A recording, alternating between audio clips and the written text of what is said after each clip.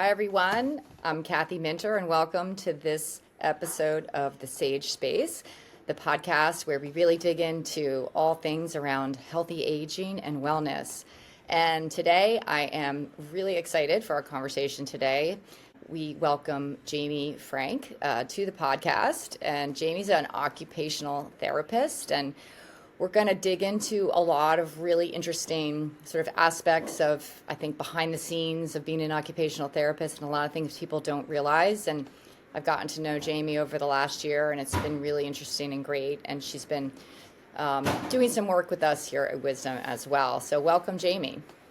Thanks, Kathy. It's so great to be on your podcast, and I'm glad we're finally recording one of our conversations because I feel like we talk Yeah. so much that it's good that we're recording this. But you have such an interesting background. Can you tell us a little bit about sort of you and what attracted you to the field, and like what was your background leading up to this? Yeah, it's a great question. So I grew up with my parents. My mom's a physical therapist, and my dad's an occupational therapist. My grandfather's a Yeah, physical therapist. It's in the always genes. it's in my blood. Rehab Right. is really in my blood. So luckily I knew pretty early on that I wanted to be an occupational therapist. So I did a 5-year program. So it right from undergrad goes straight to grad school. I graduated from Delaware undergrad and Thomas Jefferson University for graduate school. And my first career out of school was at Rusk at NYU in outpatient neuro. Is the occupational, is it a 5-year, always a 5-year program? Yes, it's a graduate Okay. degree. It's evolved over time. Like when my parents were in school, it was only a bachelor's degree. And then back in my day, it was Yeah. a master's degree. And now physical therapy is 100% you need your doctorate. Occupational therapy, it's most programs are doctorate programs at this point. Right. But you get grandfathered in if you've been practicing for a while. I think the doctorate program, one really great thing about that is the research component, which I think ties really well into wisdom. This whole thing about data-driven clinical practice, where if you can get specific data to show that you're making improvements through your treatment, then that gives us credibility as a profession and also like shows insurance companies the return on investment of like, let's get rehab in early to prevent Right. from happening in the future. Right. We'll hold that thought because I know we want to dig into some of the data later. So, but yeah, and I know you did a little stint with a startup and other Oh yeah. things. So you're kind of interested in the tech world as well. Yeah, so I started my career at Rusk NYU outpatient neuro. I went into my interview to work in a pediatric hospital, and they were like, "Hey, we just filled that position, but what about this outpatient neuro?" And I ended up really falling in love with working with adults in an outpatient setting. A lot of my patients had strokes, brain injuries, neurological conditions like MS, Parkinson's, Alzheimer's, dementia, kind of the gamut, Right. amputations. We worked with a lot of amputees. Um, and so, yeah, that was my bread and butter for a really long time. And then I had a patient who had a nonprofit out in India. So when we were done working together, he goes, "Hey, like, I think you'd be really great to work with these doctors out in India. They're building a rehab hospital just like Rusk in India. If you ever want to like go check it out." And at the time I was 26, had Yeah. no responsibilities. I always wanted to quit my job to travel. That was like a lifelong dream of mine. So I took him up on it. I moved to India. And then, unfortunately, a month later, COVID happened. So I had to cut that trip a bit short. I came home, moved out to Los Angeles, where I actually started working with a health tech company that was doing at home blood tests. And when COVID happened, a lot of their clients were gyms because they were doing these blood tests for their clients like quarterly to track their progress, and all the gyms closed. So we kind of pivoted and we're like, hey, look, we have these relationships with labs. COVID is a problem.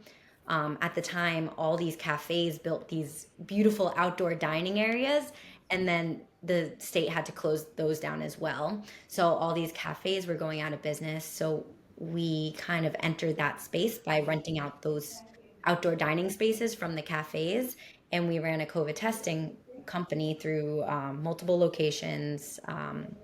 We Right. The we creative use of space. Yeah. yeah, it Yeah. was kind of a win-win. Like we paid rent to the Right. cafe, they could survive, people could get Right. takeout coffees or whatever after their COVID test, and then we worked with the labs that we were working with before. So I kind of got this taste of the health tech world and how bringing some healthcare knowledge of how to work with patients, insurance companies, and then learning all the operations really sparked my interest. So I guess with that, you're now like that's working in the New York area as an occupational therapist. But for most of us, I think people assume I recently had a fracture and I was thinking, oh, I'm going to go to PT, but it was on my wrist. So they said, no, you have to go to occupational therapy. And I'm like, I didn't even really realize the difference and why I'm going to occupational versus physical therapy. So what is an occupational therapist actually for people that might not realize that there's much of a difference? Yeah, you're not alone. I'd say like at least half of my patients come to me and I say, "So, do you know what occupational therapy is?" And most of them say, "It's like PT, right?"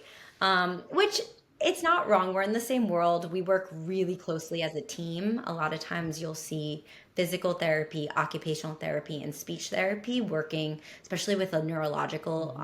population. The three of us work really well together. We're just looking at it with different goals.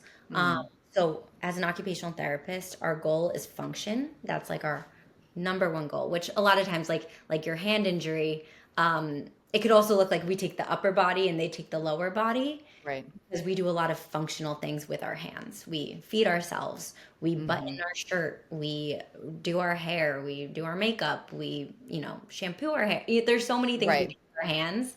Um, function wise. And if we break down like what an occupational therapist is, occupations, a lot of people think work, but it's Right. actually what you do in your daily life. So it's the things that you have to do and the things you want to do.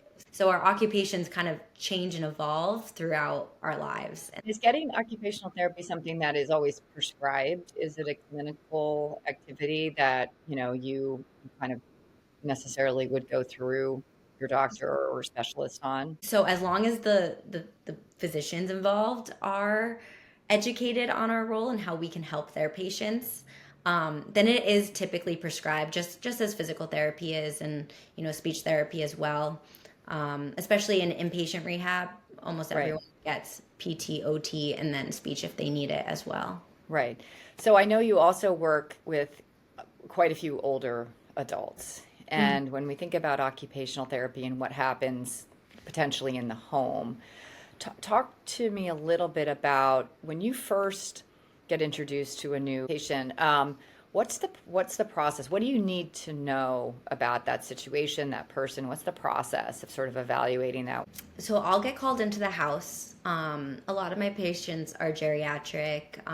Well, it there's a spectrum. I'd say my Hmm. youngest patient at the moment is 50, and my oldest one is 95, Oh, wow. Yeah. with a lot trending towards the older population.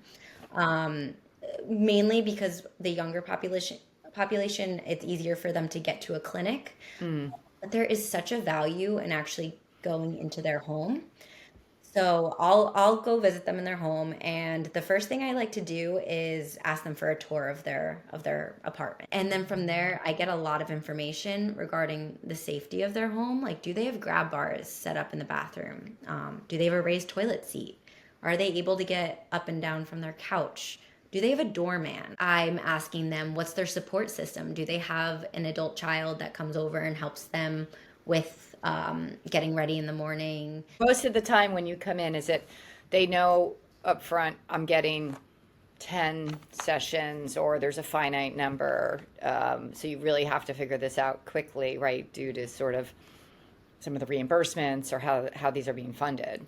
Yes, a lot of my patients are on Medicare, Hmm. and I think by the time I get in, a lot of times they've been through this before. They know that Mm. you get a certain amount of sessions per year, and then it's a bit strategic because do you really, if it's January, do you really want to use all your sessions by Right. March? Or do, and that's kind of where physical therapy and OT, I think, worked really well together is some of my patients, especially chronic, like that Mm. 90-year-old with arthritis um, and dementia. Like, this isn't like, if it's a stroke, it's like, let's all hands on deck, let's get you Right. rehabbed as fast as possible versus somebody that maybe OT wants to come in, do our thing, and then PT comes in, then OT, and then Right. it's kind of cyclical, and we could work off of each other's Right. progress. It's based on the fact that, let's say, there's a finite number of sessions. Are there some things that you try to enable them to do on their own?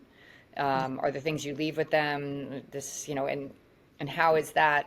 What are some of the pros and cons of that? Do you find different people are much more interested in taking that on, or what would be your thoughts there? And do you have any suggestions, as to some things that have worked better or not for people in terms of self-servicing those Yeah. exercises? Yeah. So the home exercise program, or like sometimes I'll call it their homework, is definitely a thing. The secret to that is to find out what they like to do to make it not feel like homework. Mm. So if I found out early that they, you know, yesterday I evaled a woman, she's 86 with dementia, and all she could tell me is that she worked at Bloomingdale's in the men's section. Right. I brought out a TheraBand and she was so uninterested. Like, Right. Right. that's the last thing she wanted to do. But in my head, I'm like, hey, look, we're going to take a walk to Bloomingdale's and we're going to practice, like, stocking the shelves. And maybe we can put like a weight on her wrist to get some Oh up, my God, I love that. Yeah. like something that she enjoys doing. And then a lot of my patients do have aides that are with them during the day. So if I can Hmm. educate the aide of like, hey, Mm. let's adapt this part of their routine to encourage more independence or a little bit more endurance. Like, hey, maybe they can do their hair while they're standing versus sitting to practice Right. standing balance or whatnot. Hmm. So Right. incorporating it into their routines with their interests, I think, is kind of the secret sauce. But then, just from a clinical perspective, what type of markers or tests or standardized tests you have to go through, or do you have at your, that Yeah. you would decide you go through the same ones with everyone? Do you select and sort of tailor those tests based on the situation? Yeah. What would be, your thoughts on what would someone expect? Yeah, so absolutely. There's so many great standardized tests out there. Like, I can do a grip strength with a dynamometer, which is this like Hmm. device that they squeeze, and then I get an objective number. Like, hey, your grip strength of your right hand is 50 pounds. An average for someone your age is 60. And then we have a concrete number to get to. We do manual muscle testing, which, like, I ask them to do range of motion, and then I say, okay, resist me. And I can kind of gauge based off how much resistance they're able to take. I can give that like an objective number. We also score, there's something called the FIM, which Mm. is their ability, you kind of rate their ability to independently do self-care tasks. So I can objectively give a number to, like, hey, they were able to put their shirt on with minimal assistance versus Mm. moderate, which might be like 50% assistance. So Right. that's one way. Another way is like timed up and go test. You have a patient stand up from a chair, walk 10 feet, turn around and come sit down, and you time it. And so Hmm. really, I mean, it takes like under a minute, and you Right. get some really good data. Does that correlate into your recommendations in terms of, let's say, their capabilities or activities for daily living? Yeah, absolutely. I mean, that really is the value of having these tests is they've been studied, and then there's correlations that show. Right. Again, like a physical therapist and an occupational therapist, we might both use the timed up and go test, and it gives us functional data. So like, if their time is between 10 and 20 seconds, maybe they should consider using a cane for their functional ambulation. Or if it's like more than 20 seconds, then they should be using a walker, and that they're at a Mhm. higher fall risk. That's really where we've been doing a lot of research into and studying sort of the effects of some of these markers and some of these just kind of non-invasive, as you say, the functional tests or stress testing that you can do through an occupational therapy that can really parlay into a safer environment at home and injury prevention. What you guys are getting with wisdom is having this data collection at all times. It's like, okay, an OT and a PT are really great to get in to get these like sporadic data points, twice a week. Now, what could we do with more data of like every second of every day in the home? Like, the more data we have, I think the better it will be for the healthcare team, for the families, for the patient, for everyone to really like get a whole sense of what's going on. Do you find, I think with the right level of sort of privacy, Mhm. having that data most people would want? I would think in terms of the ability to, turn that into a better plan or more progress quickly. It's knowledge. Right. It's knowledge, and then having a professional come in and put that knowledge to Yeah. practical use. Like, hey, look, your sleep score was down. Did you change your medications? Or like, um, is there a light that goes on in the middle of the night in your hallway that maybe that's why you're waking up? Like, Mhm. using that data to facilitate change, I think it could only be a good thing. Right. And you mentioned medication, and one of the things that I've heard over and over again is the lack of integration and coordination of data related to a patient, like a 360-degree view of that patient for an OT comes in, a PT comes in, you go to your doctor. Um, what are your thoughts on like the importance of, do you understand kind of the medication that individual's on and maybe some of the impacts that medication might have on your therapy? Is that, how are you getting that information? Is that always shared? Is it up to date? Or do you think there's improvements that could happen in that space as well? Yeah, so I mean, I'd say the setting that you're working in does facilitate like how much accurate knowledge you have on their medication. I know, Mm-hmm. again, like working in a hospital setting, because there's like one big electronic medical record system, Right. we normally get a very accurate list of their medications. Some of my patients, I walk into their home and it's up to them to tell me what they're taking, and Right. hopefully it's accurate. Um, it's it's so important, I would say, to monitor what medications they're taking because of their impact on function. Almost all medications are going to have a side effect. And as an OT, I can come in and be like, well, let's restructure. You have to take out the garbage every day, okay? So Right. maybe we do that at night when your drugs are working at their best, or vice Right. versa, to Yeah. help for safety, really. What other, I think, surprises or things you learned that you weren't expecting, maybe even challenges, or just as an OT, some of those days when you're like, oof, you come home and it's been a rougher day, or just some things that you've maybe learned or have been surprises to you in this? One of the tough ones is cognitive impairments like Hmm. advanced dementia, Alzheimer's. Right. And in those situations, are those older adults mostly living by themselves? Yeah, and it's a hard gray area because Hmm. I mean I had a patient who was in her 90s. Her short-term memory was really poor. Her Mm. long-term memory was okay, but she was left alone overnight because they would pay for an aide from during the Right. day, but then Mm. they'd be like, well, she's able to like sleep through the night, go to the bathroom by herself, and get up in the morning to let the aide in. Right. And she was really functional with that for years until recently, unfortunately, she fell. Mm. So I think that's like we're having some type of data of like, is there a steady improvement or any decline in their function is really important because maybe that fall could have been prevented if she had an aid overnight. And also, even if the aide was there overnight, to the extent might have been sitting in another room, I think the more important thing is backing up what we were talking about before. Were there silent markers? Yeah. Were there some things that kind of weren't obvious, but were obvious from a data perspective, like the walking speed or like some of the other sort of testing that could indicate the predictive failure? How do Mhm. you then maybe say, okay, like we need to intervene earlier? And I think that's the key, is this prediction, this predictive element that is so interesting. But you wonder if that point, that aid during the day, were Yeah. they conducting sort of these tests on a daily, weekly basis and reporting on that data to show the trend of Right. that.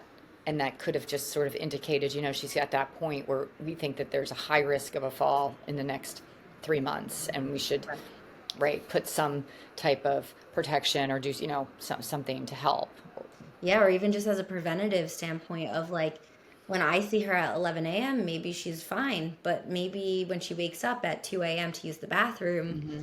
if there Right, was some type of device that could monitor and like, hey, your balance is actually like really declining in the middle of the right, night when your right. medication has worn off and you're tired, then it's good knowledge to have. Right. And this really goes to the theme of a lot of what we are learning about falls, that Hmm. people assume that falls are just a function of getting older, like getting gray hair, you get gray, you get older, you get gray hair, or whatever that happens. But actually, falls are very predictable and preventable under the right circumstances with the right data. Do you have many situations where there has been a fall and someone has unfortunately not gotten help quickly? Actually, unfortunately, a lot because 80% of falls happen in the bathroom. Hmm. So I've had patients say, like, I was showering and I fell. I didn't want to call anyone because, you're not wearing clothes in the shower. Right. A lot of hotels will have help buttons in a Hmm. handicap um, bathroom, but they're out of reach if you're on the floor. Right. Yeah. So I there's always there's wondered why they had those there, right? Yeah, you're on the yeah, or ground. my own grandmother, she has a life alert that she takes off because she doesn't want to get it wet in the shower. Right, So, right. A- um, and do people that have that, one of the things we've found also is that some of the kind of existing tools that are out there, I feel like they're, in terms of innovation, mhm. are not necessarily always worn at the right time, like in the home, for a number of reasons, but it's not doing anything if it's on your dining room table. But Exactly. what is the sentiment of those kind of medical or devices with many of your patients? I don't see a lot of them being worn, or if they are, some of them don't know how to use it. Even if Mm, it's just one button, if they've never right. done it before, if you've fallen and you don't know what to You're do. stunned. Yeah. Yeah, I don't know if it's always the most effective thing. Right. Right. Yeah. Yeah, I mean, just, and obviously the reason we ask is more of the ambient or sort of behind the scenes kind of alerts, that we're working on at Wisdom. Like, what's the data-driven care continuum? Like, what's that look like? What are some of, coming into it from your perspective, someone who obviously has studied occupational therapy, has worked with a lot of older adults, but also has kind of grown up, digitally native and more tech savvy. Yeah. What is that? Where would your vision be? Like, what would you like to see happen? I think in society, clinically, we'll call it data-driven decision making, which Mm-hmm. guides our practice. But like taking these bits and pieces and seeing seeing the data, I think is really, the proof is in the pudding type of thing. So I think it's really cool how it's entering healthcare, Mm, and people can actually see their data. We can like make this such a positive thing. Like mm, what you were saying about your hair turning gray, like it's gonna happen, but you don't have to fall. And right. if we can turn it as in like, hey, look, we want you to live as many healthy years as possible, then that's so exciting to me. You know, the data is pretty shocking in terms of the number of older adults compared to the number of caregivers, the number of people in Gen Z. Hmm. There's not going to be enough younger individuals to care for the older population, and that trend is only getting sort of more significant. Yeah. So I think if you think about, if we think about Jamie in 20 years, right? Think about you, and I hate to say your parents, Karen Yeah. and Greg, who I know, like their, how would you, what would be a really great vision for where the, like, three areas that would be better? So I think one big thing is I think everyone kind of agrees that I always say like an object in motion stays in motion, an object at rest stays at rest.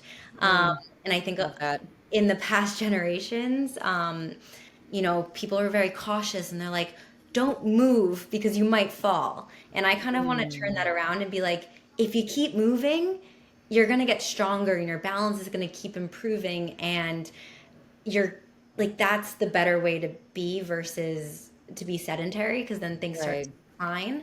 decline. So if we can do that in a safe way, I think that's kind of the future of aging is like how to optimize for movement.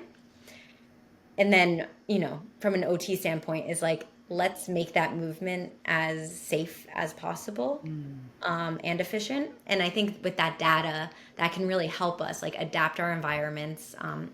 My parents work in home modifications. So Hmm. things like grab bars, raised toilet seats, Mm. roll-in showers, if Right. someone's using a mobility device, is like a game changer Right. in terms of that. Well, I love that. I kind of think on that note, that's a great way to wrap up today on just that vision for the future, because that is what you and others are going to be sort of driving forward. Um, and I think about, where I am in the sandwich generation now, but how do you want to live your life going forward? And you really want to live it, not just be there, right? You want to be, as they say, Yeah. living, not aging, which is what we like to say. But well, Jamie, this has been a great conversation as always. I really Yes. appreciate your insight. It's just so great to hear different perspectives, I think, from our different generations that are supporting what we're doing. And I think it's really important what you're doing, and also the perspective of how the field of OT is so important and also evolving. Yeah. So I look forward to staying in touch. And again, any final thoughts? No, I think it's so exciting what you guys are doing. The healthcare needs to evolve, and bringing in technology with it, I think, is like the best way to go about it. That sounds great. Okay, Jamie, well, enjoy the rest of your day. And again, thanks for joining Sage Space.